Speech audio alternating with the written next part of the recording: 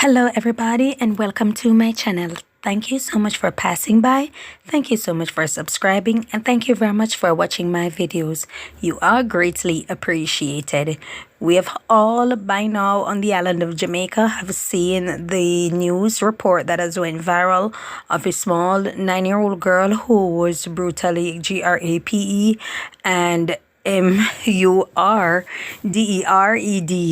by a man who is a former felon or is a convicted felon released from prison after serving 3 years for doing the same thing, which is GRAPE an 11-year-old girl.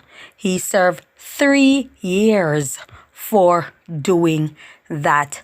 So many persons have come out and they have been complaining that why aren't people protesting? Why aren't people blocking road? Why aren't people making a noise, sounding an alarm, try to get the attention of the Prime Minister, of the Member of Parliament? What is happening? Why, there isn't a national outcry or an outrage for this perpetrator to be brought to justice? Many persons are also protesting or speaking out, saying that they want jungle justice for him. He should not be sent to prison. Other vloggers have come out and shared the same sentiments and all of that. Persons have also spoke on the situation that took place in Guyana of recent, where a young child was also found unalive at a hotel. And after searching other places and stuff like that, including the swimming pool, there was no one found there. But when they went back there, a burnt remain of the 11-year-old girl was found, and it created a national outcry in Guyana. They are saying that many Jamaicans have stood by supporting Guyana and have stood with Guyana. So many persons are asking, why aren't more Jamaicans coming out, being vocal? The media houses, all sorts of persons in upper echelon or have a name in society for themselves. Why aren't they speaking out against this situation just the same as what took place in Guyana? Persons are also saying that when it's their gunmen or they're this or they're that, they block road, they protest, they want justice, they want this. But now when it comes to a child, an innocent 9-year-old child, nobody's blocking the road, nobody's protesting. You only see the family crying and the media house come there and speak with them, and that's it.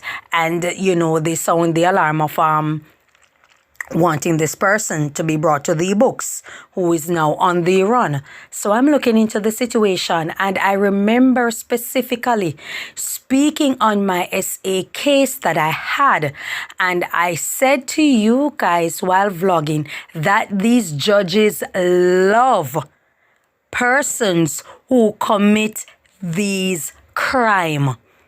They love persons who commit these crime. Persons who commit crime of GRAPE, SA, all of that, when they are brought to the books and you have your day in court, you are the one who is on trial, not them.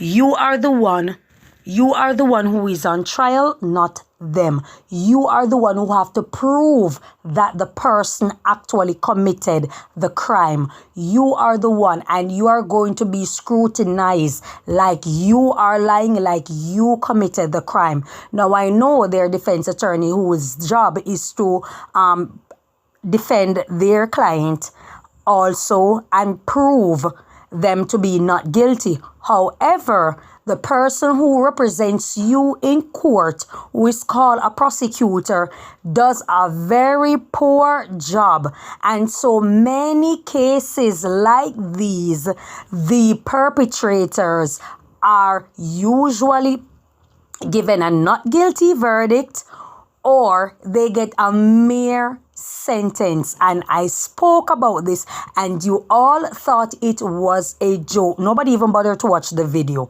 Not many persons bothered to watch the video. I wouldn't even speak or try to highlight what video I posted it on, because it's not going to go anywhere. I spoke about this situation repeatedly.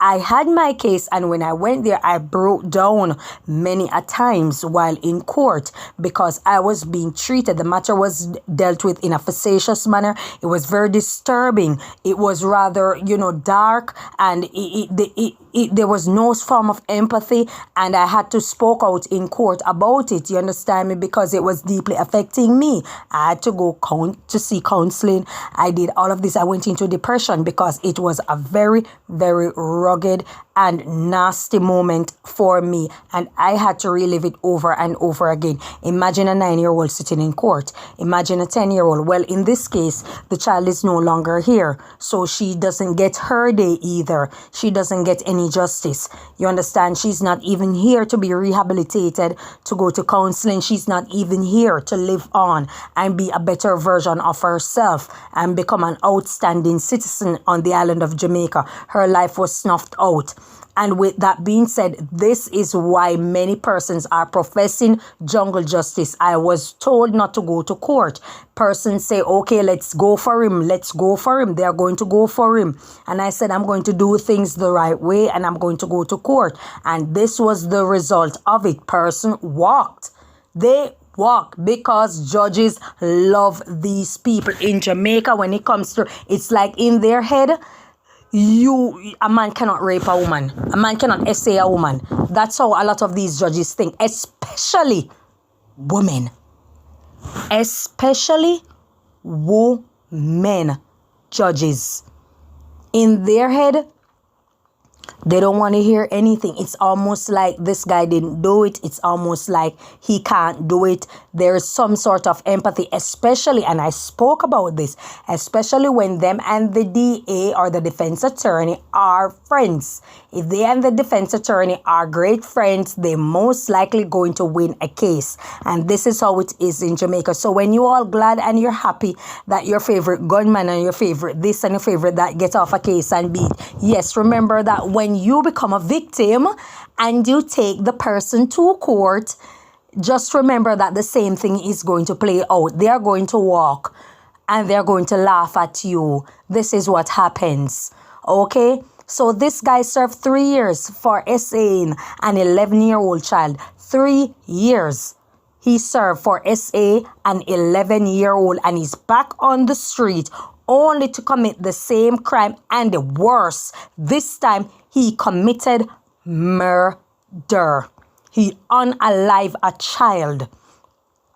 All because a dumbass judge, a judge that support misogyny, a judge that doesn't like women. Let me be specific. A judge that doesn't like black women thought that it was okay to sentence this individual to 3 years. I spoke about in the parish of Hanover. There are so many sex offenders in that parish. And there's one specific individual, and that person is in the taxi field. I'm not sure if he still is.